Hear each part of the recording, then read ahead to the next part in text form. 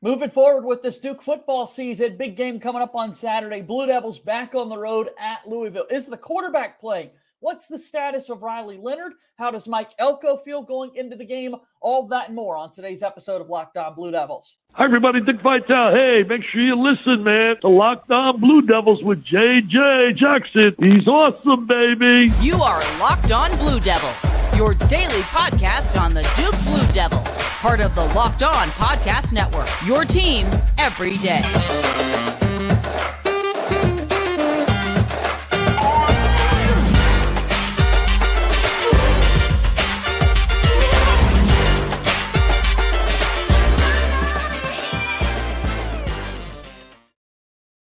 Hello, everybody, and welcome into another episode of the Locked On Blue Devils podcast. It's so great to have you here with us on this Wednesday, October 25th, 2023. My name is J.J. Jackson. Thank you for making Locked On Blue Devils your first watch and first listen each and every day. A major shout out to all of the everydayers out there who make us a part of their everyday life. If you're an everydayer, let me know. Send me a tweet at LO_Blue Devils. Comment down on the YouTube channel. I want to be able to give you some love and appreciate your support here of this fine program. If you have not done so already, please be sure to follow and subscribe to Locked On Blue Devils for free, wherever it is that you get your podcast. Leave us a 5-star rating and review. Also, make sure that you go back and check us out again here on this YouTube page. Share it with your friends, like the videos, subscribe to the channel. Your support means so much. And be sure, of course, to follow us on Twitter at LO_Blue Devils. And I'm on Twitter at _JJ_Jackson_.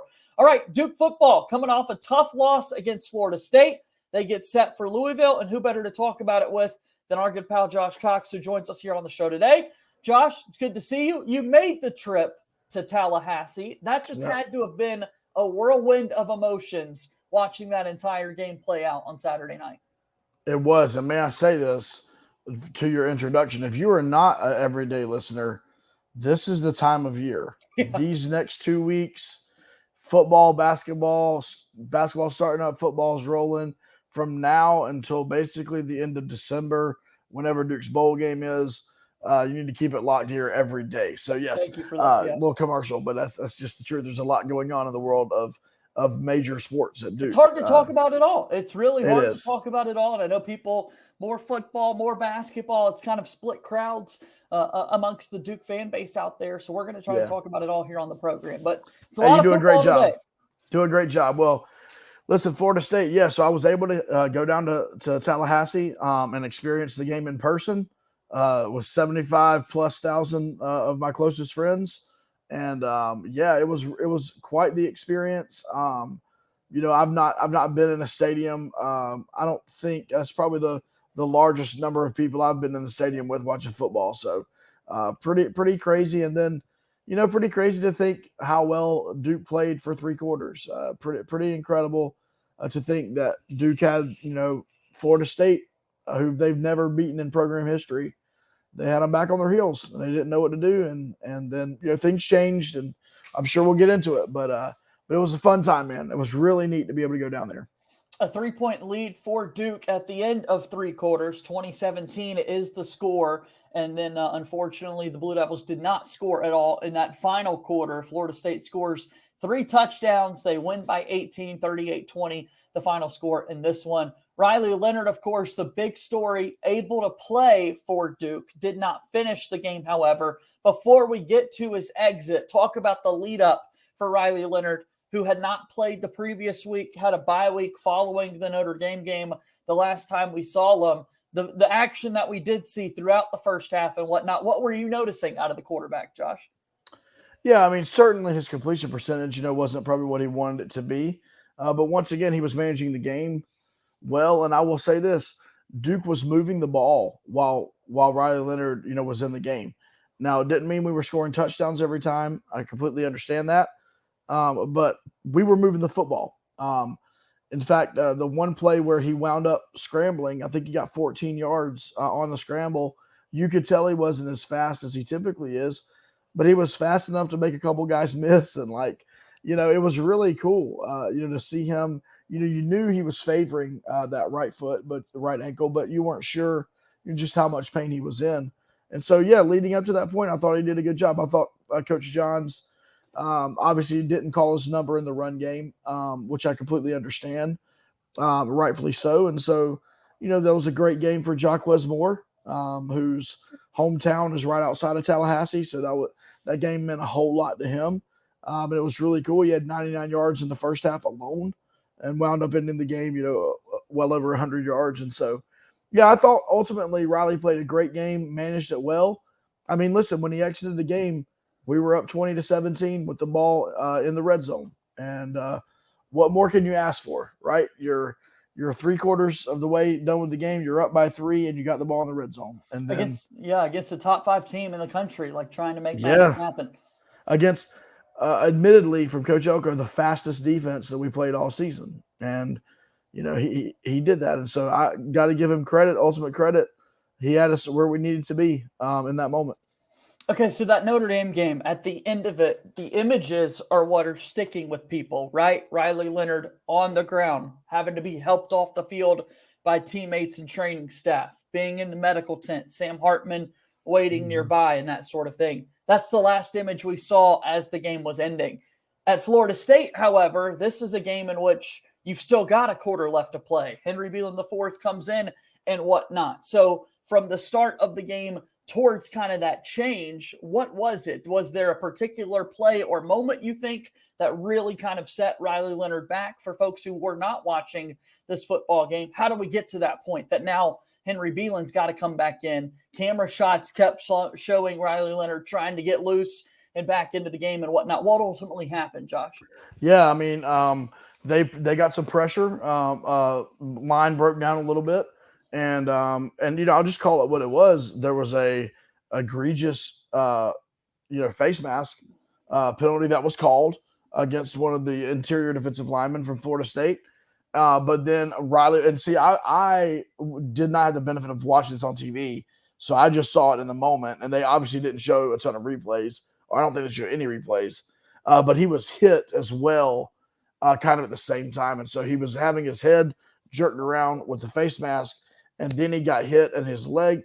From what I was told, it's not that it snapped or moved or anything. It was just evidently the way it landed just sent him into intense pain. And so he was, he stayed down for, a minute and a half, maybe, as the coaches were kind of tending to him. You could tell he was in a ton of pain. And then you immediately knew it was going to be Henry time, at least for the next few plays. Riley was over there, as you mentioned, on the sidelines trying to get ready. The one thing that we noticed that I'm not sure ever got really the context of it really got to the TV. Okay. He could pretty much do everything they wanted him to do over on the sideline, except for one thing, and that was stand on that right foot with his left foot off and hop. So he couldn't have all of his weight on the right foot and then put all of his weight back on the right foot. He just couldn't do it. And I think when he couldn't do that, they weren't going to let him back in. I know, or I was told, he was begging Coach Elko, like begging him to put him back in the game. And I think Coach Elko obviously made the right call and not putting him back in the game. The season's much bigger than that one game. And, at the end of the day, we've got to be able to provide depth at the quarterback position. And, that's why you come play Power 5 football in the ACC, right? 2 losses now on the season for the Duke football team. A lot left to play for. They're still in the hunt for an ACC championship, and we'll continue talking about those things after our first time out here on today's episode of Locked On Blue Devils.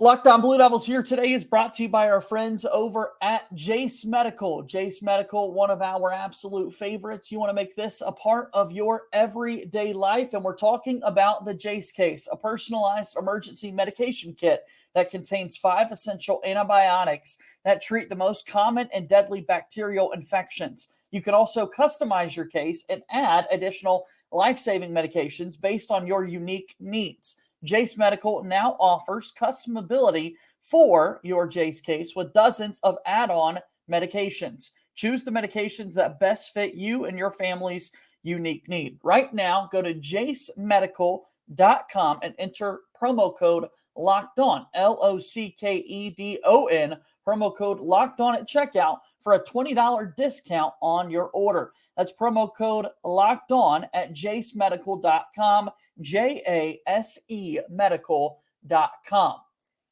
Also want to let you know about our good friends over at FanDuel. FanDuel is America's #1 sports book.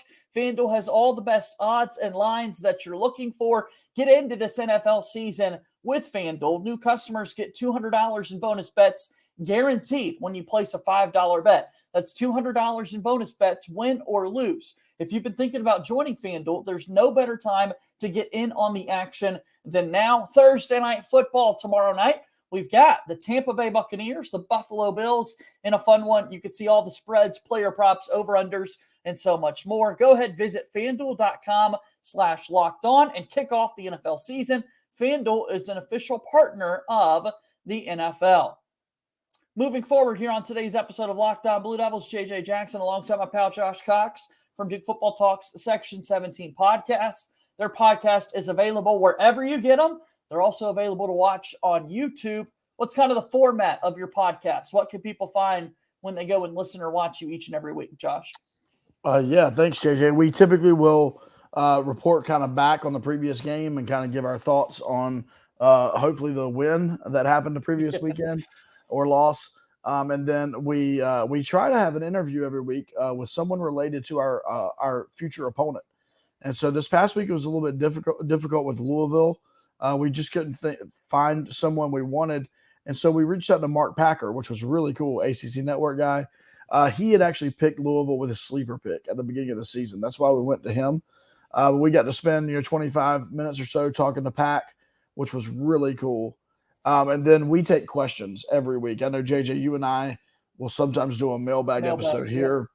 We do that every week, and it just helps us preview our opponent. We let people ask questions about our opponent. We'll do some research and answer those questions. So, yeah, that's basically the format, and then we'll do our picks, and we'll one of our guys, Brian, is psycho on uniforms, and so we make sure we do our uniform picks and our score picks, and we just try to have fun with it. We try to have fun, keep it entertaining, and still talk some really good information about Duke football.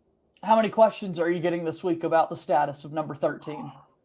So it's funny, after we got done this week, Jamie, one of our guys, is in charge of our questions, and I'm like, Jamie, we have got to consolidate. I felt like we were answering Riley Leonard and Henry Beeling questions for like 20 minutes. And he's like, I did consolidate. That was the consolidated questions. I'm like, man. So we got a lot. And, at the end of the day, I thought it was really funny. Duke fans, pay attention. Pete Thamel, do not trust everything that man says. Just he put out there that he was unlikely to play. And here's the thing. I knew when I saw Riley Leonard come out on that field fully dressed, there ain't no way. There's no way that kid's coming out on that field fully dressed and not playing. So leading up to this week, here's the only thing I will say. If there's one thing that Riley learned last week at Florida State, it's that you can play with your ankle hurting. He did it for 3 quarters. Yeah. So, now, that's a good thing in that we want Riley to play. It's a bad thing in that I'm not sure Riley's ankle is going to be 100% for the rest of the season. Not sure. You know what I mean? Because it's that high ankle. And if he doesn't take the 2 to 3 to 4 weeks off to get it completely healed until the offseason, it is what it is. So yeah, we'll see. To let everyone know, Coach Elko is staying pretty adamant on the day-to-day kind of diagnosis for Riley Leonard. Is there more? Yeah. Nothing out of Mike Elko. What? So is there? Does this feel more serious than day-to-day leading up to the NC State game? What is kind of the feel around this situation, Josh? Obviously we've not been we have no practice access during the season, so I couldn't tell you. My speculation is that he's just getting as much treatment as he possibly can, pain management, and I'll say what I said last week, and I still think it'd be true. If I'm putting money on it, 13's playing. That's just me. Literally no insider information. I've got no text message from nobody. I don't have a source, that's just my thought. And so once again, I think he proved to himself that he can play on it with pain. So I would expect him to continue playing on it with pain. That's my opinion. Yeah, excited to see this game unfold. It's a Louisville team that, as you said, a lot of people really high on this season with what they can accomplish. It's a Duke football team that's also got a lot left to play for. Let's kind of talk there before we get more Yeah. specifically into Louisville before the last time out on the show. I mean, people look at the record. There are 2 losses right now, but still with kind of a wide open ACC, Josh, still kind of where are we? It feels like there's a lot left that Duke can play for here. Yeah, I mean, so where you're looking at, if you look at the standings, you got Florida State who's standing alone now with no losses at the top of the conference. And then you actually have 4 teams with 1 loss. I believe it's a 3-team race in that second spot. And I believe the 4th team is Virginia Tech. They only have 1 loss right now. I think that's about to change and change quickly. I believe it's a 3-team race to get to Charlotte, and that's between Duke, Louisville, and UNC. Those 3 teams, obviously UNC stumbled this past weekend at home against UVA, which was just mind-blowing. I could not believe that was taking place.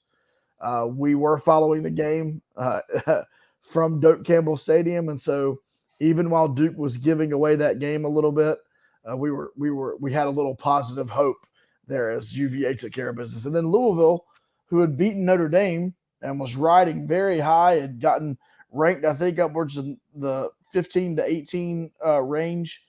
They then kind of inexplicably take a loss to Pitt 2 weeks ago, and they have a bye week now. They had a bye week this past week to get ready for Duke. So it's really Duke, Louisville, and North Carolina. The cool thing is Duke plays both of them. So legitimately, Duke's destiny is in their own hands. We'll see what they can do. Again, a game coming up this weekend on the road at Louisville. Let's talk a little bit more about it after our final timeout here on today's episode of Locked On Blue Devils. eBay Motors, another proud sponsor of Locked On Blue Devils. Passion, drive, and patience. What brings home the winning trophy is also what keeps your ride or die alive. eBay Motors has everything you need to maintain your vehicle and level it up to peak performance. From superchargers, roof racks, exhaust kits, LED headlights, and more. Whether you're into speed, power, or style, eBay Motors has got you covered. With over 122 million parts for your number one ride or die, you'll always find exactly what you're looking for. And with eBay Guaranteed Fit, your part is guaranteed to fit your ride every time or your money back. Because with eBay Motors, you're burning rubber, not cash. With all the parts you need at the prices you want, it's easy to turn your car into the MVP and bring home that win. Keep your ride or die alive at ebaymotors.com. Eligible items only. Exclusions apply. eBay Guaranteed Fit only available to U.S. customers. Final few moments here on today's episode of Locked On Blue Devils alongside Josh Cox. I'm JJ Jackson. Follow them on Twitter at DukeFBTalk or at Joshua Cox. And I'm on Twitter at LO_Blue Devils and at _JJ_Jackson_. So this weekend, it's 2 teams with 1 loss in the ACC, as you said, between Duke and Louisville. A road game for the Blue Devils. What do we need to know about this matchup? Yeah, I mean, there's some similarities between the 2 programs right now in that they made coaching changes that immediately paid off, right? Immediately paid off. And so Coach Braum is doing a great job there in Louisville. And so what we need to know – Purdue head coach, now back at his alma mater. Exactly. What we need to know is that when their running back, Jawar Jordan, when he is playing and they're at home and their offense seems to click, right? That's what seems to happen. And this is a team that can put up points quickly. This is a team that scored against Notre Dame. And we know Duke fans understand how good Notre Dame's defense is. They scored on Notre Dame. But this is also the same team that when he is out of the game, Jordan's out of the game, they tend to struggle. This is the same team that beat NC State 13-10. It's the same team that lost to Pitt. And this is not the Pitt of the last few years. It's a different Pitt team, just not as good. So it's going to be very interesting. I know the spread started with Louisville 4-point favorite, and I'm not sure if it's changed. Like I said, I believe the running back Jordan is questionable with a hamstring injury. That's really the key, JJ, in my opinion. It's not necessarily if he plays or not, but if he does play, can Duke just keep him under wraps? Because it seems like when he gets going, the entire offense gets going. Thrash, the receiver, is a really, really dynamic playmaker, quick, strong. But I think it all begins and ends with their running game. And so, much like Duke, Duke's strong in the run game as well.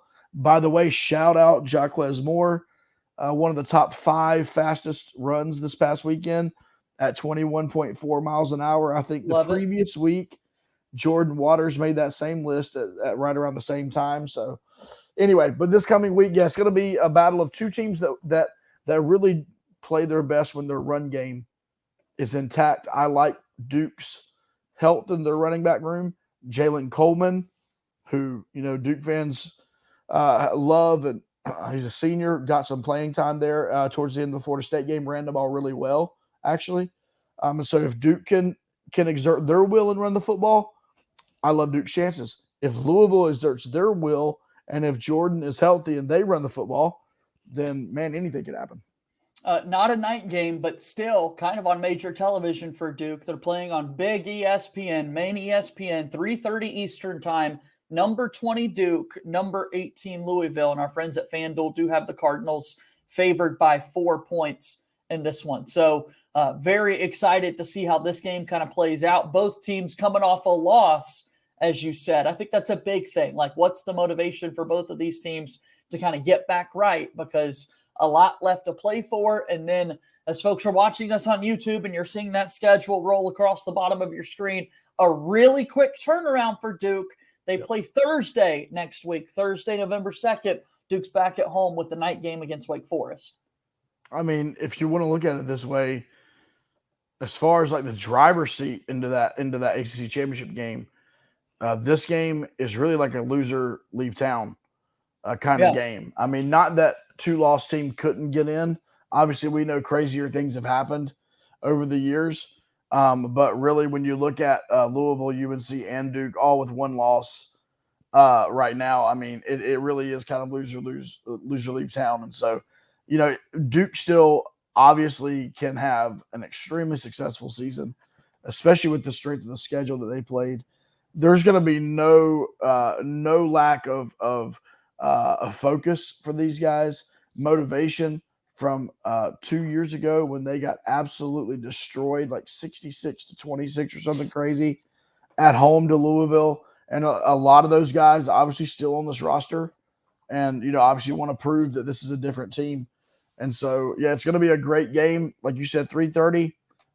We hadn't had a high noon game maybe once all season. Maybe I think Northwestern may have been an early start. And other than that, it's been these later games. And hey, that's what you get when you got a good, successful program. So yeah, people want to watch them. They'll certainly be able to do that. So good stuff. We've got Duke football coming up this weekend, taking on Louisville a little bit later in the week. Still ironing out the details. We're going to have another crossover coming your way with our friends from over at Locked On Louisville. I know Josh and the Section 17 guys love going back and forth with our brethren of the Locked On community. Just Wolfpack. So JJ, real quick, we were just talking about the time slots. Yeah. Between Florida State, Notre Dame, and Clemson, those big 3 games, primetime games, almost 14 million sets of eyes on the Duke football program during that time. To put that in perspective, that's amazing. The bowl game, which was, I believe, Duke's number 1 most watched game last year, was just over 2 million. Wow. So in these 3 games, Duke has by far surpassed their entire viewership from last season. I love that. Yeah. So when you think about, when Coach Elko makes a statement that Duke is a national brand, really what it means is the more Duke can win and get on primetime, the more households and devices and computers they are on in people's houses, and the more young players that have talent that want the Duke experience. You know what I'm saying? Like, it all does work hand in hand. And so I think it's pretty wild that basically 14 million people have seen Duke play in those 3 caliber of games. We want Duke to keep winning, that's for sure. Keep this fun going, and we'll see what they're able to accomplish this season down the stretch here with these games. So, Josh, as always, it's fun to see you, man. Here we are. You mentioned so much going on in the Duke world right now. Last night, Grayson Allen, Cam Reddish got a start to their NBA seasons. Tonight, a massive slate of NBA games. The Duke Blue Devils, 24 players, making opening night rosters in the NBA. It's unbelievable. Yeah, we got a little JT versus RJ, right? A little Yes. and the Knicks. Yeah, so it's awesome. You know that. You know my love for NBA, and I think I've said before on your show, I love the NBA more now because of the one and dones, right? Because there's so many Duke guys. It makes the college follow a little bit more difficult, admittedly, but it makes my NBA fanhood, like, I want to watch every Magic game. I want to watch every Pelicans game. Like, I want to watch all of our guys succeed in the league. So that's really fun. Talking conversation for everybody out there in the state of North Carolina. We mentioned 24 active Blue Devils on an NBA roster to open up the season. Just 9 Tar Heels. It's 9. Whose North Carolina Tar Heels are these that are out there representing the NBA? Pretty wild stuff has been happening the last few years. It's crazy because when I was growing up, it was the exact opposite. Right. And it was like Tar Heels everywhere. Exactly. They were all over the league, and it was like K can't get his guys prepared for the next level, blah, blah, blah. It's like 24-9. Changed. That changed. So, yeah, it's pretty wild. I love it. Josh, we'll see you next week, okay? JJ, have a good one, man. All right, that's Josh Cox from Duke Football Talk Section 17 podcast joining us here on the show today. Back at it again tomorrow. Today was Duke basketball ACC Media Day. We'll have full coverage coming your way tomorrow. What was said by John Shire and the 3 captains, we tell you that tomorrow. That'll do it for today's show. As always, go Duke. I'll talk to you tomorrow. My name is JJ Jackson. Thank you and good day.